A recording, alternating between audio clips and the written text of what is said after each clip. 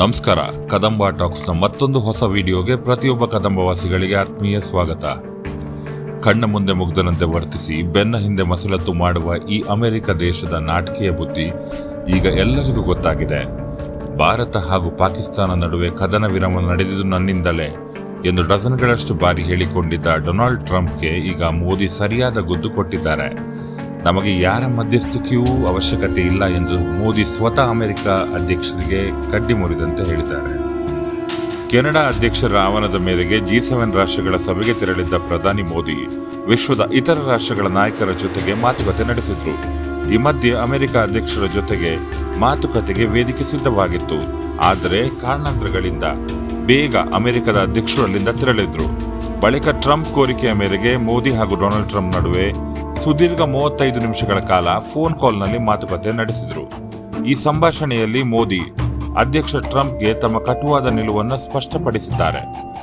Operation Sindoor ಕಾರ್ಯಾಚರಣೆಯ ಬಳಿಕ ಎರಡೂ ದೇಶಗಳ ಮಧ್ಯೆ ಸಂಧಾನ ನಡೆಸಿ ಕದನ ವಿರಾಮ ಘೋಷಣೆಯಾಗುವಂತೆ ಮಾಡಿದ್ದು ನಾನೇ ಎಂದು ಜಗತ್ತಿನ ಮುಂದೆ ಹೇಳಿಕೆ ನೀಡಿದ್ದು ಟ್ರಂಪ್ಗೆ ಮೋದಿ ತಮ್ಮ ಮಾತುಗಳಿಂದ ಖಡಕ್ ತಿರುಗೇಟು ಕೊಟ್ಟಿದ್ದಾರೆ.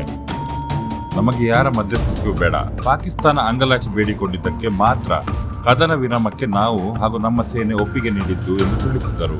35 ನಿಮಿಷದ ಮಾತುಕತೆಯಲ್ಲಿ ಮುಂದುವರಿದು ಮಾತನಾಡಿದ ಮೋದಿ, ಭಯೋತ್ಪಾದನೆಯನ್ನ ಭಾರತ ಎಂದಿಗೂ ಸಹಿಸುವುದಿಲ್ಲ. ಒಂದು ವೇಳೆ ಪಾಕಿಸ್ತಾನ ಭವಿಷ್ಯದಲ್ಲಿ ಭಾರತದ ಮೇಲೆ ಇಂತಹ ದಾಳಿಗಳನ್ನು ನಡೆಸಿದರೆ ಹಿಂದಿಗಿಂತಲೂ ದೊಡ್ಡ ಮಟ್ಟದ ಉತ್ತರವನ್ನು ನೀಡಲು ಭಾರತದ ಸೇನೆ ರೆಡಿಯಾಗಿ ನಿಂತಿದೆ ಎಂದು ತಿಳಿಸಿದರು. ಪಾಕಿಸ್ತಾನದ ಗುಂಡುಗಳಿಗೆ ನಮ್ಮ ಮಿಸೈಲ್ಗಳು ಉತ್ತರ ನೀಡಲು ಸಿದ್ಧವಾಗಿದೆ ಎಂದು ಹೇಳುವ ಮೂಲಕ ಇದು ಹಳೆಯ ಭಾರತವಲ್ಲ, ಬದಲಾಗಿ ಹೊಸ ಭಾರತ ಎಂಬುದನ್ನು ಟ್ರಂಪ್ಗೆ ಸಂಪೂರ್ಣವಾಗಿ ಮನವರಿಕೆ ಮಾಡಿಕೊಟ್ಟಿದ್ದಾರೆ. ಈ ನಡುವೆ ಉಭಯ ನಾಯಕರು ಇಸ್ರಾಯೆಲ್ ಹಾಗೂ ಇರಾನ್ ನಡುವಿನ ಪರಿಸ್ಥಿತಿಗಳ ಬಗ್ಗೆ ಚರ್ಚೆ ನಡೆಸಿದ್ದು, ಭಾರತ ಭಯೋತ್ಪಾದನೆಯನ್ನ ಎಂದಿಗೂ ಸಹಿಸುವುದಿಲ್ಲ ಎಂಬ ಮಾತನ್ನು ಟ್ರಂಪ್ ಮೂಲಕ ಮೋದಿ ಪುನರುಚ್ಚರಿಸಿದ್ದಾರೆ. ಈ ನಡುವೆ ಮೋದಿಯನ್ನು ಅಧ್ಯಕ್ಷ ಟ್ರಂಪ್ ಕೆನಡಾದಿಂದ ಅಮೆರಿಕದ ಶ್ವೇತಭವನಕ್ಕೆ ಭೇಟಿ ನೀಡುವಂತೆ ಆಹ್ವಾನ ನೀಡಿದ್ದು, ಡೊನಾಲ್ಡ್ ಟ್ರಂಪ್ರ ಈ ಆಹ್ವಾನವನ್ನ ಮೋದಿ ತಿರಸ್ಕರಿಸಿದ್ದಾರೆ. ಪೂರ್ವ ನಿಗದಿತ ಕಾರ್ಯಕ್ರಮಗಳ ಕಾರಣದಿಂದಾಗಿ ಅಮೆರಿಕಕ್ಕೆ ಭೇಟಿ ನೀಡಲು ಸಾಧ್ಯವಿಲ್ಲ ಎಂದು ತಿಳಿಸಿದರು. ಮುಂದುವರಿದು ಮಾತನಾಡಿದ ಮೋದಿ, ಈ ವರ್ಷ ಭಾರತದಲ್ಲಿ ನಡೆಯಲಿರುವ ಕ್ವಾಡ್ ಸಮಾವೇಶಕ್ಕೆ ಡೊನಾಲ್ಡ್ ಟ್ರಂಪ್ ಅವರನ್ನು ಆಹ್ವಾನಿಸಿದ್ದು, ಇದಕ್ಕೆ ಸಹಮತ ವ್ಯಕ್ತಪಡಿಸಿದ ಅಮೆರಿಕದ ಅಧ್ಯಕ್ಷ, ನಾನು ಭಾರತಕ್ಕೆ ಬರಲು ಉತ್ಸುಕನಾಗಿದ್ದೇನೆ ಎಂದು ತಿಳಿಸಿದ್ದಾರೆ. ಮೋದಿ ಅಮೆರಿಕದ ಅಧ್ಯಕ್ಷರ ಆಹ್ವಾನವನ್ನು ತಿರಸ್ಕರಿಸಲು ಇನ್ನೊಂದು ಬಲವಾದ ಕಾರಣವಿದೆ.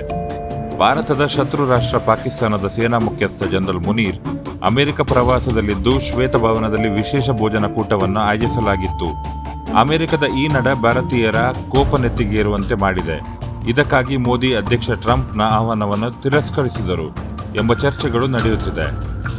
ಮೋದಿ ಕಟುವಾದ ಮಾತುಗಳ ಮೂಲಕ ಅಮೆರಿಕ ಅಧ್ಯಕ್ಷರಿಗೆ ಭಾರತ ಹಾಗೂ ಪಾಕಿಸ್ತಾನದ ಮಧ್ಯೆ ಯಾರ ಮಧ್ಯಸ್ಥಿಕೆ ಅವಶ್ಯಕತೆಯಿಲ್ಲ ಎಂದು ಹೇಳುವ ಮೂಲಕ ಅಮನ್ ಕಿ ಆಶಾದ ಭಾರತವಲ್ಲ ಇದು, ಮೇಕ್ ಇನ್ ಇಂಡಿಯಾದ ಹೊಸ ಭಾರತ ಎಂಬುದನ್ನು ಟ್ರಂಪ್ ಮೂಲಕ ಮೋದಿ ವಿಶ್ವಕ್ಕೆ ತಿಳಿಸಿಕೊಟ್ಟಿದ್ದಾರೆ. ಕೋಲು ಮುರಿಯಬಾರದು, ಹಾವು ಸಾರಿಯಬಾರದು ಎಂಬ ಮಾತಿನಂತೆ ಇಬ್ಬಗೆಯ ನೀತಿಯನ್ನು ಅನುಸರಿಸುವ ಅಮೆರಿಕ ದೇಶ ಇನ್ನಾದರೂ ತನ್ನ ನಿಲುವನ್ನು ಜಗತ್ತಿನ ಮುಂದೆ ಸ್ಪಷ್ಟಪಡಿಸುವುದು ಉತ್ತಮ.